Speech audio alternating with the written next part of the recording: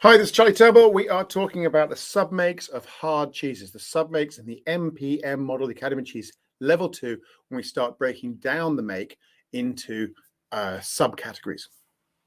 Now, let me get that up. What we're talking about at the hard cheese level is pause for thought. Go on, do it. There we go. Pardon me. Cheeses which acidify in the vat and cheese which acidify in the mold. These are the two big classes of hard cheese making: acidify in the vat, acidify in the mold. Now, for acidify in the vat, we have a spike of acidity, early high acidity, and then we roll it out. We'll pour it out onto the table, let the curd dry there and press and set there and go on its journey from there. If you acidify in the mold, you leave the curd in the way. So it's kind of like this big bubble of curd underneath a completely submerged in whey. Often that big bubble or ball looks like a big mozzarella.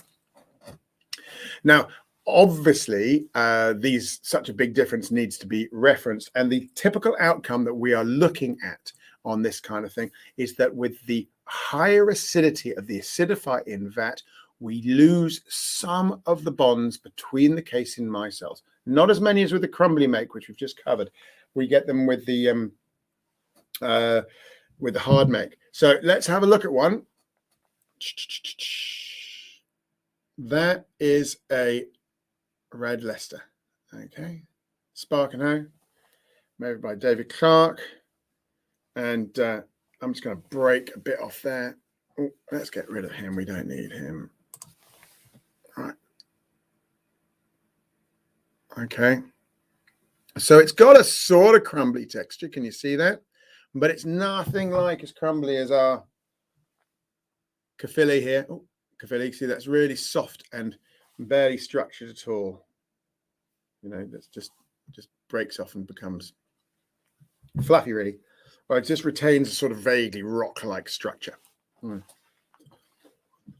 So we're getting some breakdown, some loosening of the curd, but we are not getting the crumbliness. But on the other hard side, we have something like this, which is an osserati. Now, when we use the acidify and mold technique, this is much more rubbery, right? Okay. Woo! There we go. So I'm going to cut a bit off there so that we can break it in some. Because they've got so many more bonds going on between our caseins. This guy's, oh, don't do that. This guy can just, woo, he can wobble. He can wobble. He's just more resilient, really. And when we squeeze him, he doesn't break so much. Right, there we go. Right. Now this one is a sheep's milk cheese, as it happens. So not exactly the same as cow's milk. I love my job. Okay, so that's really good cheese. One of my top cheeses in Osserati. So two sub makes.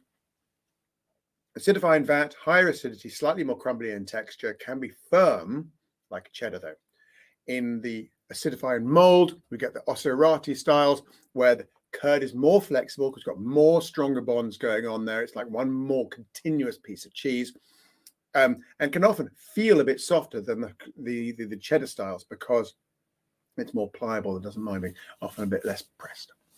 All right, so that's what. Let's go review this quickly. So cheese acidify vat, typically dry, salted prior to the curd being put into molds. British style hard cheeses, and cheeses which acidify in the mold, typically whole cheeses salted by immersion in brine. The whole cheese goes into a bath of salt water, and the salt is done that way.